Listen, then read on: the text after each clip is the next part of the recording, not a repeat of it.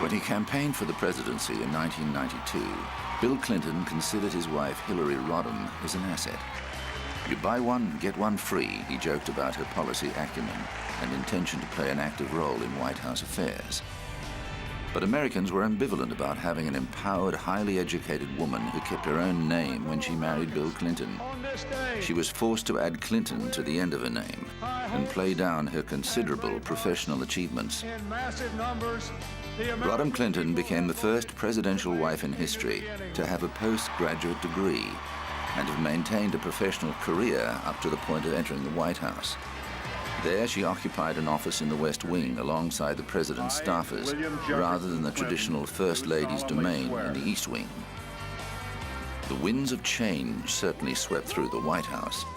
America's new First Lady was more interested in promoting her policy priorities than choosing curtains and opening fates. Clinton's agenda focused on bringing the United States closer to the center, and his initiatives included imposing a 5-day waiting period for Americans wishing to purchase a handgun and cutting taxes to 15 million low-income families. But Hillary's major initiative, a comprehensive health care plan, failed to pass through Congress. Clinton's foreign policy imperatives included a sustained effort to negotiate peace in the Balkans. He used NATO to launch military action against the Serbs and force them from Kosovo. North Korea's plan to build nuclear weapons was also a challenge to the Clinton administration, and it called in former leader Jimmy Carter to broker an agreement with the rogue state. Clinton used America's clout to bring PLO chairman Yasser Arafat and Israeli Prime Minister Yitzhak Rabin to the table, leading to the historic Oslo Accords in September 1993, which allowed limited self-rule in the Palestinian territories. But in a pattern that was echoed throughout his presidency, domestic scandals threatened to undermine Clinton's position. Failed real estate dealings with which the Clintons had been involved became known as whitewater, and Republicans milked the issue for political capital, attempting to smear the couple's reputation and hobble them at the next election. But the campaign went well for the Clintons. Hillary kept her appearances low-key, focusing on the Democratic Party's liberal heartland, where she was popular with the rank and file.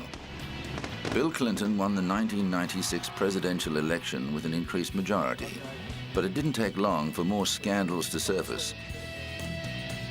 Paula Jones, a former Arkansas state employee, had filed a sexual harassment suit against the president, and Clinton was forced to pay her a $750,000 settlement to prevent it from going to trial. But there was much worse to come.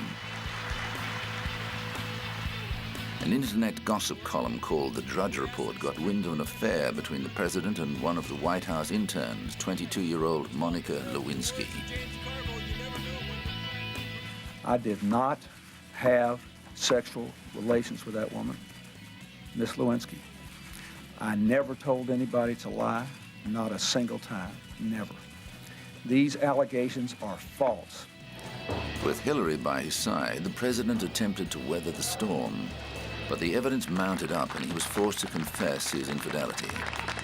While Hillary stood by him in public, she later admitted she could hardly bear being with him in private. I don't think there is a fancy way to say that I have sinned. It is important to me that everybody who has been hurt know that the sorrow I feel is genuine. First and most important, my family, also my friends, my staff, my cabinet, Monica Lewinsky and her family, and the American people. I have asked all for their forgiveness. I have repented. It was a chastened president who saw out his last years in office. The Clintons began to look to the future and decided it included a political career for Hillary. A Senate seat in New York was earmarked for her, and the couple bought a house in Chappaqua, just outside New York City. Hillary entered Congress in 2001, becoming the First Lady to run for public office.